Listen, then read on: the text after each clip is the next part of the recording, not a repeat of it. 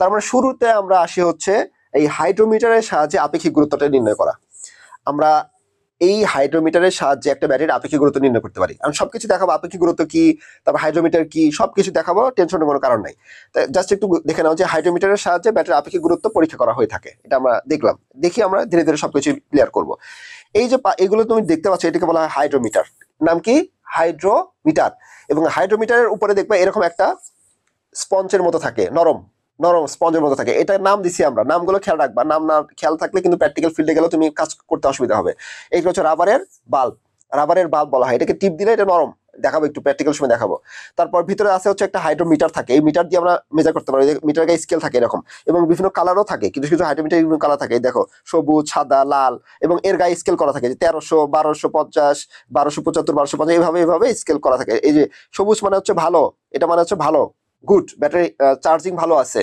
তারপর এটা মানে হচ্ছে মোটামুটি, আর এটা মানে হচ্ছে রিচার্জ করতে হবে, ব্যাটারি চার্জ কমে গেছে, চার্জ দাও। এভাবে আমরা চিহ্নিত করতে পারি। তার মানে সবুজ, যদি সবুজের দাগে থাকে বুঝতে হবে যে না, ব্যাটারির চার্জিংটা ভালো আছে, আপেক্ষিক গুরুত্বটা ভালো।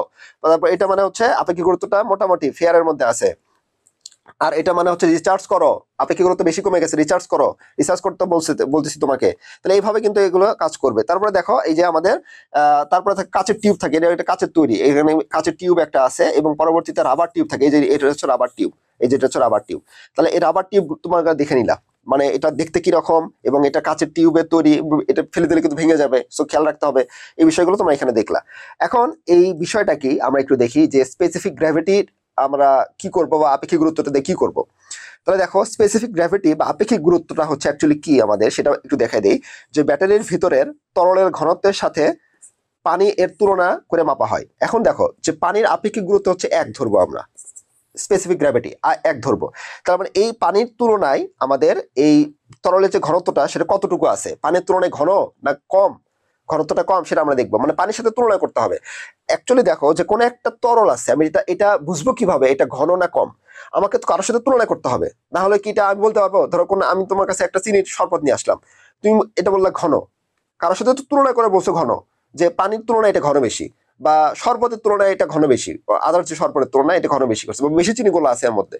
তার মানে কোন একটা রেফারেন্সের সাপেক্ষে তুমি তুলনা করছো। ঠিক একইভাবে আমার যে ব্যাটারির ভিতরে যে ইলেকট্রোলাইট গুলো আছে, যেটা দেখাবো ইলেকট্রোলাইট কি, তাহলে এই ইলেকট্রোলাইটের ঘনত্বটা কতটুকু সেটা তো আমাকে কারো সাপেক্ষে মেজার করতে হবে, নাহলে বুঝবো কিভাবে এটা ঘন হলো না পাতলা হলো।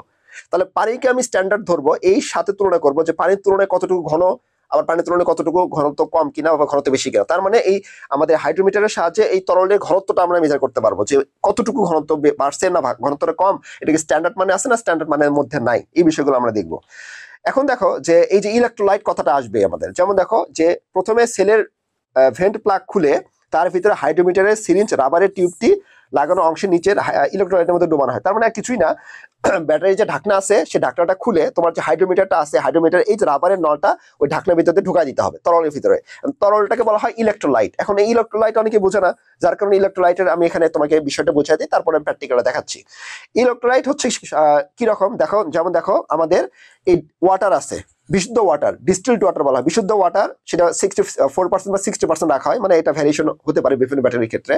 তার মানে এই ওয়াটার রাখবো হচ্ছে 64%, এবং আরেকটা রাখবো হচ্ছে অ্যাসিড, এই অ্যাসিড রাখবো হচ্ছে আমরা 36%। এই অ্যাসিড এবং এই ওয়াটারের মিশ্রণ করে আমরা ইলেকট্রোলাইট তৈরি করবো। এখন এই ওয়াটার কি সাধারণ পানি, সাধারণ ট্যাপ থেকে পানি নিতে হয়ে যাবে না, এটাকে আমরা পাতিত পানি করবো, বিশুদ্ধ পানি করবো। যেমন দেখো একটা ওই পানিটা নিয়ে আমি তাপ দিব, এইভাবে নিচে তাপ দিব, পানি তাপ দিলে কি হয়, বাষ্পে পরিণত হয়। তাহলে এদিক বরাবর বাষ্প বাষ্প বের হচ্ছে, এদিক বরাবর বাষ্প বের হচ্ছে, বাষ্প বের হতে হতে হতে হতে এই বাষ্পটা নল বেয়ে এদিক টু বটমে পড়বে না। তাহলে এই বাষ্পটা, এটাকে বলা হচ্ছে ফ্রেশ ওয়াটার বা পাতিত পানি বা ডিস্টিলড ওয়াটার। এবং এই পানির ভিতরে কি থাকে, কোনো প্রকার ম্যাগনেসিয়াম, কোনো আয়ন ইত্যাদি যে খনিজ ধাতব বস্তু, এগুলো আর এর পানির মধ্যে থাকে, মানে পিওর পানি পেয়ে গেলাম। তাহলে ব্যাটারির ভিতরে সাধারণ পানি দিলে কিন্তু ক্ষতিকর কারণ হতে পারে। আমাদেরকে স্পেশালাইজড পানি আছে এবং এর সাথে 36% অ্যাসিড মিশ্রণ করা থাকে, সেই পানিটাকে বলা হচ্ছে ইলেকট্রোলাইট। সেই ইলেকট্রোলাইট কিন্তু আমাদের এই ব্যাটারি তরলের ভিতরে থাকে। এখন এই হাইড্রোমিটারের নলটা নিয়ে আমি ওই তরলের ভিতরে প্রবেশ করাবো বা ইলেকট্রোলাইটের ভিতরে প্রবেশ করবো আপেক্ষিক গুরুত্বটা মাপার জন্য। এই যে তোমাকে এখন একটু প্র্যাকটিক্যাল দেখাবো, ঠান্ডা মাথায় প্র্যাকটিক্যালে দেখো, তুমি সবকিছু বুঝতে পারবে। এই যে দেখো আমাদের হাইড্রোমিটার আছে এবং এখানে দাগ কাটা আছে, স্কেল আছে।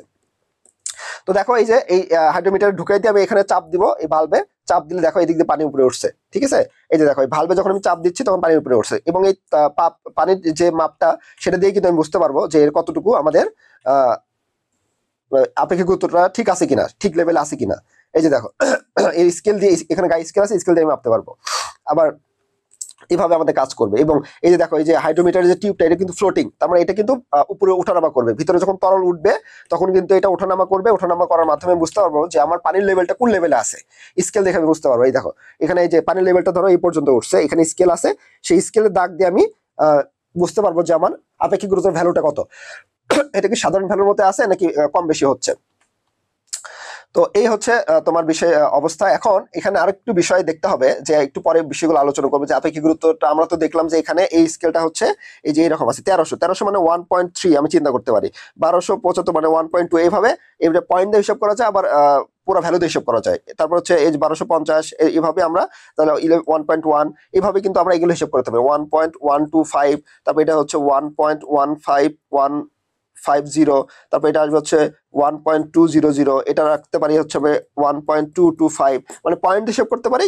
আমি আবার সাধারণ এভাবে হিসাব করতে পারি। তো সব জায়গায় ডাটা শিট তুমি পয়েন্ট আকারে পাবা, তার মানে পয়েন্ট দিয়ে তুমি ক্যালকুলেশন করবা। যখন তুমি প্র্যাকটিক্যাল ফিল্ডে যাবা পয়েন্ট দিয়ে ক্যালকুলেশন করবা। এখন আসো যে এই পয়েন্টগুলো আমরা আরেকটু দেখি যে বিষয়গুলো কি বলছে। যে এখানে একটি বিষয় লক্ষণীয়, যে ব্যাটারিতে পাতিত পানি ঢালার কমপক্ষে 30 মিনিট পর এই পরীক্ষাটি করতে হবে। প্র্যাকটিক্যাল ফিল্ডে মনে করে গেছো তুমি, হাইড্রোমিটার দিয়ে আমরা আপেক্ষিক গুরুত্বটা মাপতেছি, স্পেসিফিক গ্র্যাভিটিটা। কারণ সঙ্গে সঙ্গে পরীক্ষা করলে সমস্যা দ্রবণ পাওয়া যায় না। তার মানে যখন তুমি ব্যাটারিতে পানি ঢালবা, পাতিত পানি ঢালবা, তার মোটামুটি 30 মিনিট পরে গিয়ে তোমাকে এটার আবার ওই টেস্টটা করতে হবে, আপেক্ষিক গুরুত্ব টেস্টটা করতে হবে। আদারওয়াইজ কি হবে, সমসত্ব মিশ্রণ পাওয়া যাবে না। এখন তুমি কেমিস্ট্রিতে সমসত্ব মিশ্রণ পড়ছো, এখন অনেকে এটা ভুলে গেছো, মনে নাই তোমার। সমসত্ব মিশ্রণ আর কিছুই না, যেখানে আমাদের কি হয় দেখো, সমসত্ব দ্রবণ হলো একটি ধরনের দ্রবণ যেখানে দ্রাবক এবং দ্রবক পুরোপুরি মিশে যায়। যেমন দেখো চিনি পুরোপুরি পানির মধ্যে মিশে যায়, তবে সেটি একটি সমসত্ব দ্রবণ। তোমাকে বিষয়টা বোঝায়। ধরো তুমি একটা গ্লাসে পানি নিছো, পানিটা হচ্ছে, পানিটাকে বলবো হচ্ছে আমরা দ্রাবক, পানিটাকে কি বলবো আমরা, দ্রাবক বলবো, পানি। এখন পানির ভিতরে তুমি কি করছো, এই বোতলের ভিতরে পানি আছে, পানির ভিতরে তুমি মিশাইছো হচ্ছে চিনি, পানির ভিতরে চিনি মিশাই দিছো। চিনি মিশাই দিলে কি সেটা দ্রবণ হয়ে যায়? তুমি যদি এরকম না গুলন দাও তাহলে কি চিনি সমস্যা মিশ্রণ হবে? চিনিটাকে ভিতরে গুলে যাবে? গুলবে না, মানে দানা দানাই থাকবে। তাহলে ওটা কিন্তু সমস্যা তো হলো না। তো যখন আমি চিনিটা নিয়ে এই চিনিটা হচ্ছে আমাদের দ্রাব্য, চিনিটা হচ্ছে আমাদের দ্রাব্য, তাহলে এই দ্রাব্যটা নিয়ে যখন আমি ওই দ্রাবকের ভিতরে দিলাম এবং সেটা গুলাই দিলাম, তখন কি হলো, কিছুক্ষণ পর সেটা ওই দ্রাব্য এবং দ্রবক পুরোপুরি নিজের সাথে সংমিশ্রণ হয়ে গেল, মিশে গেল। তখন সেটাকে বলবো হচ্ছে আমার সমসত্ব মিশ্রণ। আর যদি কোনো কারণে আমাদের পানি এবং দ্রাবক, অর্থাৎ দ্রাবক এবং দ্রাব্য, এই দুটো যদি আলাদা আলাদা থাকে, অর্থাৎ পানি এবং চিনি যদি মিশ্রণ ভালোভাবে না হয়, তাহলে কি হবে, এটাকে সমসত্ব মিশ্রণ বলা যাবে না। তার মানে একটু তুমি ঠান্ডা মাথায় লজিকটা চিন্তা করো, যে যখন আমি এই পানিটা ঢালবো, আমি ব্যাটারির ভিতরে ইলেকট্রোলাইটের ভিতরে আমি পাতিত পানিটা ঢাললাম। এখন পাতিত পানি যখন আমি ঢালবো, ঢালার পরে কি হবে, যে ওটা কি সমসত্ব মিশ্রণ তৈরি হবে? সমসত্ব মিশ্রণ তৈরি হবে না। তার মানে দেখা যাচ্ছে নিচের দিকে ঘন বেশি থাকলো, পানি উপরে আসছে, পানি তো সবার সাথে এখন মিশ্রণের সময় পায় নাই, ওটা তো মিশতে টাইম লাগবে, একটা অণুগুলো ভাঙতেও টাইম লাগবে এবং অণুগুলোর সাথে একটা বন্ধন গঠন করতে তো সময় লাগবে। যার কারণে সমসত্ব মিশ্রণ হতে গেলে আমাকে মিনিমাম 30 মিনিট অপেক্ষা করতে হবে, এবং 30 মিনিট পরে গিয়ে আমাকে এই টেস্টটা করতে হবে হাইড্রোমিটারের সাহায্যে। তাহলে এই যে আমি যে কথাগুলো বললাম, যে তোমাকে এই প্র্যাকটিক্যালটা দেখালাম, এই প্র্যাকটিক্যাল যারা বুঝতে পেরেছো তারা কিন্তু এখন বর্ণনাটা লিখতে পারবা। এই যে প্র্যাকটিক্যালটা করলাম, প্রথমে টিপ দিতে হবে, তারপর পানি উপরে উঠবে, তারপর পানি অনুযায়ী স্কেল অনুযায়ী আমরা এটাকে মেজার করতে পারবো। তাহলে এই বিষয়গুলো তোমাকে খেয়াল করতে হবে। জাস্ট এই যে কথাগুলো বললাম, এটা জাস্ট একবার রিডিং করে নিবা, রিডিং করলে তুমি পয়েন্টগুলো বুঝতে পারবা। আর এগুলো কিন্তু অনেকে দেখছি যে এগুলো মুখস্থ করে এক্সামে লেখায়, কিন্তু এগুলো কিন্তু মুখস্থ করে লেখা যাবে না। এটা তোমাকে জাস্ট যেটুকু বুঝছো সেই বোঝার উপর ডিপেন্ড করে তোমাকে এই বর্ণনাগুলো লিখতে হবে। এগুলো মুখস্থ করে যাবে না, জাস্ট ভিডিওটা পজ করে একবার রিডিং করে নিবা, সেই কথাগুলো এখানে আছে। এখন এখানে একটা গুরুত্বপূর্ণ বিষয় লিখে রাখছি, দেখো যে সেলের মধ্যে আপেক্ষিক গুরুত্বের মানের পার্থক্য 0.1015 এর বেশি হওয়া চলবে না। তার মানে যেমন দেখো এই যে এখানে ব্যাটারির ভিতরে কি থাকে, একটা ব্যাটারির ভিতরে কিন্তু অনেকগুলো পার্ট পার্ট করা থাকে। ধরো এটা একটা ব্যাটারি, একটু পরে দেখতে পারবা এরকম অনেকগুলো পার্ট থাকে, এগুলো অনেকগুলো পার্ট থাকে, অনেকগুলো ছিদ্র থাকে। তার মানে প্রতিটা ছিদ্র আলাদা আলাদা ভাবে, এই যে তোমাকে একটু দেখালাম, যেমন দেখো এখানে কতগুলো ছিদ্র আছে, আলাদা আলাদা ছিদ্র আলাদা ভাবে ক্যালকুলেশন করতে হবে, তোমাকে মাপতে হবে, প্রতিটা আলাদা আলাদা ভাবে মাপতে হবে, মেপে আমাদের দেখতে হবে। এবং এটার মধ্যবর্তী যে পার্থক্য, সেটা কিন্তু এই যে এটার বেশি হওয়া যাবে না, 0.015 এর বেশি হওয়া চলবে না। তার মানে ধরো তুমি এই একটা কোষে মেজার করছো, একটা জায়গায় একটা ছিদ্র দিয়ে মেজার করছো যে ভ্যালুটা, এখানে আরেকটা ভ্যালু মেজার করছো, দুটো বিয়োগ করবা, বিয়োগ করে যদি এর থেকে বেশি হয়, এই পয়েন্টের থেকে বেশি হয়, তাহলে কিন্তু ঠিক নাই। তার মানে দুইটা বুঝতে হবে যে এই পাশের এবং এই পাশের মধ্যে পার্থক্যটা এত থেকে বেশি হয়ে গেছে, তার মানে সামথিং প্রবলেম আছে, তখন তোমাকে সেই প্রবলেমটা সমাধান করতে হবে। এবং এখানে আরেকটা চার্ট দেওয়া আছে, দেখো যে যদি আমাদের স্পেসিফিক গ্র্যাভিটির ভ্যালুটা এই যে 1.2 0.55 থেকে 1.275 এর মধ্যে হয়, এই চার্টগুলো খেয়াল রাখবা, তাহলে কি হবে 100% চার্জ আছে ব্যাটারিতে। ওই যে স্কেল অনুযায়ী, স্কেলের এইটুকুর মধ্যে থাকলে 100% চার্জ আছে বুঝতে হবে। আবার যদি এই রেঞ্জের মধ্যে থাকে তাহলে 75%, এই রেঞ্জের মধ্যে থাকলে আমাদের 50%, এই রেঞ্জের মধ্যে থাকলে 25% এবং এই রেঞ্জের মধ্যে থাকলে হচ্ছে 0%। দেখতে হবে যে এই রেঞ্জের মধ্যে আছে তাহলে 0% চার্জ আছে, মানে রেটে চলে গেছে। সেটা তোমাকে কালার দিয়েও একটা আন্দাজ করা যায়, কিন্তু প্রপার একদম অ্যাপ্রোপ্রিয়েট ভ্যালু বের করার জন্য তোমাকে এই চার্টটা দিয়ে তুমি ক্যালকুলেশন করতে পারবা। এগুলো কিন্তু বইয়ে পাবা না, এবং প্র্যাকটিক্যাল ফিল্ডে গেলে কিন্তু তোমাকে এগুলো কাজে লাগবে। যার কারণে এক্সাম পয়েন্ট অফ ভিউ এবং প্র্যাকটিক্যাল দুটাই কিন্তু তোমার একসাথে এই কোর্সের মাধ্যমে তুমি শিখে ফেলতেছো। এখন আসলে যে ভোল্ট মিটারের সাহায্যে সেলের ভোল্টেজ নির্ণয়, তাহলে দেখো আমাদের এটা তো সব থেকে সহজ একটা কাজ, যেহেতু ইলেকট্রিক্যাল ইঞ্জিনিয়ার তোমার ভোল্ট মিটার সম্পর্কে সবারই কম বেশি আইডিয়া আছে।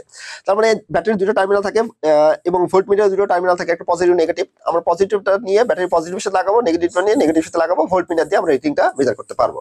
সিম্পল। এখন তো আধুনিক যুগ, এগুলো তো কোনো বিষয়ই না, এগুলো তোমরা ইজিলি পারবা।